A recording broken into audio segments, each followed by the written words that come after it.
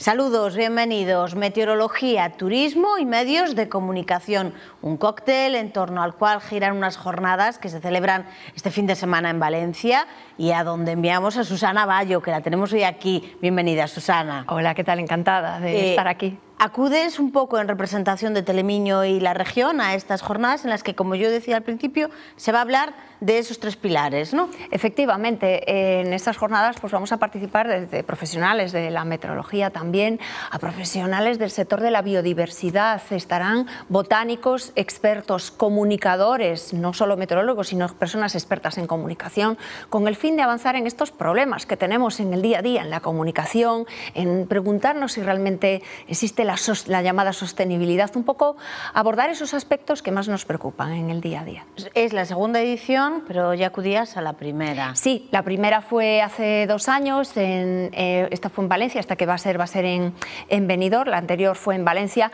y lo que también es muy importante de estas reuniones, que sí que tienen una parte en la que estás trabajando, en la que tienes una parte de mesas redondas de diferentes temas, pues también es muy importante que el sector podamos vernos, podamos hablar, compartir esas experiencias que al final siempre enriquecen tu conocimiento y tu trabajo el día a día.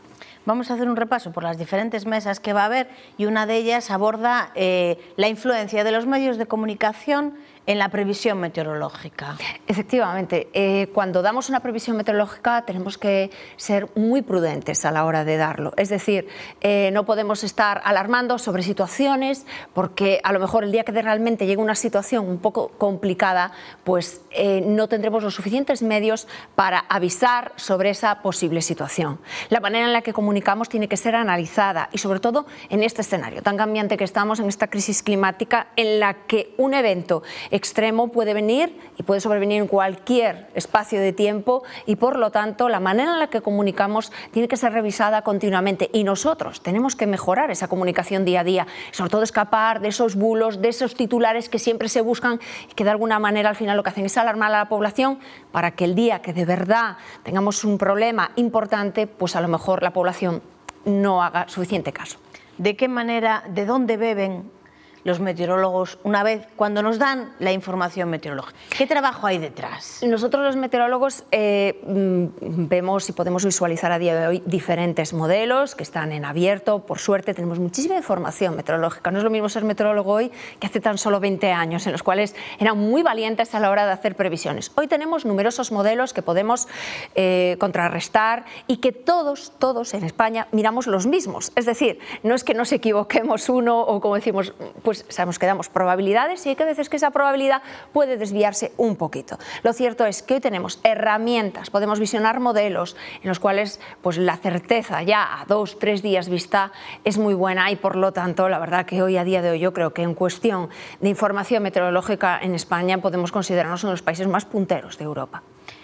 ¿Cuáles han sido los avances más destacados en los últimos años en los que más se ha apoyado la meteorología, pero a la hora de transmitir, a la hora de comunicar? Yo creo que lo que hemos hecho sobre todo ha sido abandonar ese lenguaje un poco que no llegaba al público a lo mejor, ¿no? Porque nosotros podemos, a nivel de meteorología hay muchos conceptos, porque la meteorología es una ciencia y por tanto se rige por unas ecuaciones. Tenemos que olvidar esas ecuaciones y tenemos que ser capaces de transmitir pues por qué en un lado de una montaña llueve más que en el otro, pero de una manera que la pueda entender cualquiera, porque al final las leyes por las que se rige la meteorología están en nuestro día a día, son leyes físicas.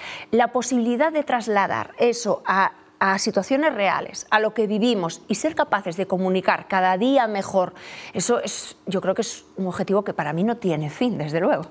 Llega Internet y con Internet todas sus ventajas, pero también la parte oscura. Otra de las mesas se va a centrar en esa parte oscura, ¿no? En las fake news, en los clickbaits, todo eso. Efectivamente, es así, es muy raro que cuando vemos, bueno, pues a veces hasta se nombran borrascas inventadas y además es que se produce un efecto dominó. Tenemos un ejemplo muy claro con esa borrasca fake que no se nombró hace nada, que fue la borrasca Mónica. Era la siguiente borrasca que tenía que ser nombrada y aparecían titulares de medios incluso de conocida reputación en España, cuando no había sido nombrada, que es la Agencia Estatal de Meteorología la que la nombra con el Servicio Europeo Suroeste, es decir, varios... ¿Cuál es el protocolo para poner nombre a una borrasca? El nombre a las borrascas, inicialmente a inicio de temporada se ponen unos nombres por orden alfabético y se ponen de acuerdo 5 servicios meteorológicos del suroeste de Europa y se ponen de acuerdo para qué nombre, digamos, cuál va a ser el orden de nombramiento de esas borrascas. Cuando hay una situación en la que los vientos superan un determinado umbral en un determinado país, afectan un determinado número de la población y también las precipitaciones pueden ser intensas, se hace una especie de balance, un país de esos nombra esa borrasca en el orden que le toca. ¿Qué pasó con Mónica? Que Mónica no la nombró nadie y los medios decidieron nombrarlo. ¿Podría haber sido previsible que se nombrara? Sí, pero finalmente ningún servicio meteorológico de ningún país de los que forman ese convenio de nombramiento de borrascas, ninguno determinó que tenía suficiente peligrosidad o que debíamos prestar suficiente atención con la población a esa borrasca. Así que muchas veces se produce un efecto dominó en el que un medio decide que se nombra sin consultar a fuentes oficiales y se produce ese efecto dominó e incluso a mí personalmente me llegó un WhatsApp de una persona muy conocida y me dijo: tenemos la siguiente borrasca, ya está nombrada. Y yo dije: no está nombrada, o sea, no se llama, no vino Mónica, Mónica aún no llegó.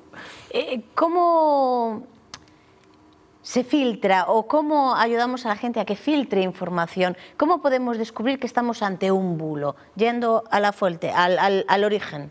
Sí, efectivamente. Yo creo que en cuestiones de meteorología, aquí ya, digamos que los meteorólogos tenemos una parte profesional, es decir, a mí no se me ocurre poner un nombre a una borrasca sin confirmar que la Agencia Estatal de Meteorología la ha nombrado. Yo creo que tenemos que ir a fuentes fiables y aún así muchas veces aún se produce ese efecto dominó. Yo creo que hay que ir al origen, es decir, quiero saber exactamente este fin de semana, por supuesto Telemiño, sin duda, porque se rige por fuentes muy fiables y no va a nombrar nunca una borrasca si la MET no lo ha decidido, pero siempre hay esos mecanismos oficiales del Estado que son los que nos pueden dar o de alguna manera arrojarnos luz, ¿no?, en medio de tanta información.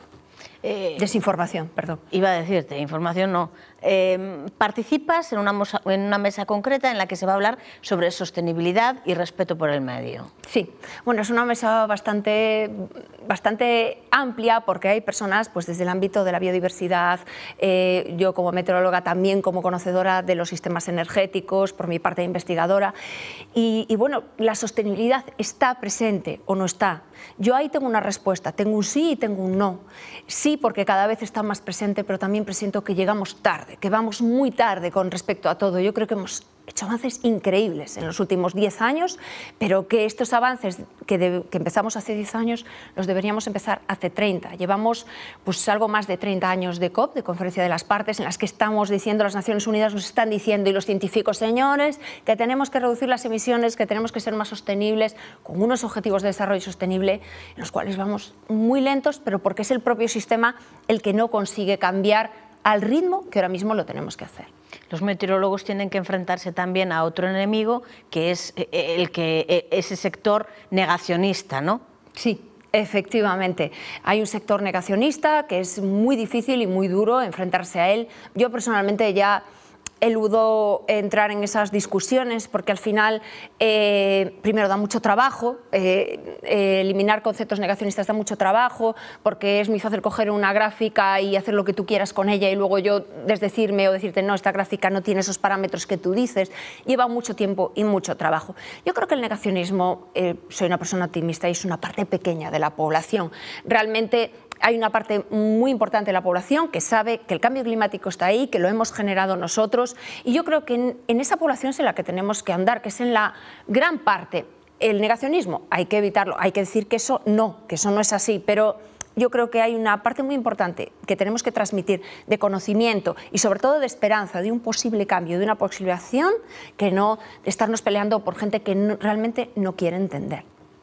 ¿Cuál es el objetivo de estas jornadas? El objetivo de estas jornadas es poder aunar esos conceptos, esos conocimientos y también con una muestra muy importante de turismo. De hecho, la organiza la 8 Mediterránea Televisión con la Consellería de Innovación, Comercio, Industria, Turismo, es decir, ver dentro de aspectos tan amplios como es el turismo en un lugar como Benidorm, cómo puede ser más sostenible sumado pues, a la importancia que tiene la meteorología.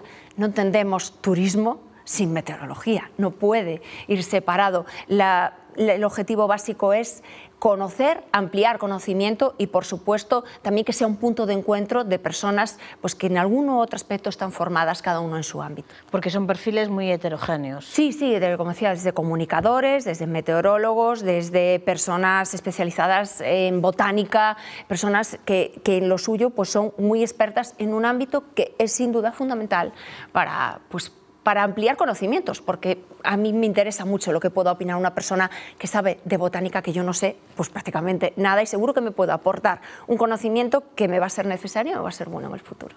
Susana, un placer como siempre. Yo hablando muy rápido como siempre también. Muchísimas gracias por acompañarnos. A vosotros un saludo. A todos ustedes también, como siempre, muchísimas gracias por estar ahí un día más.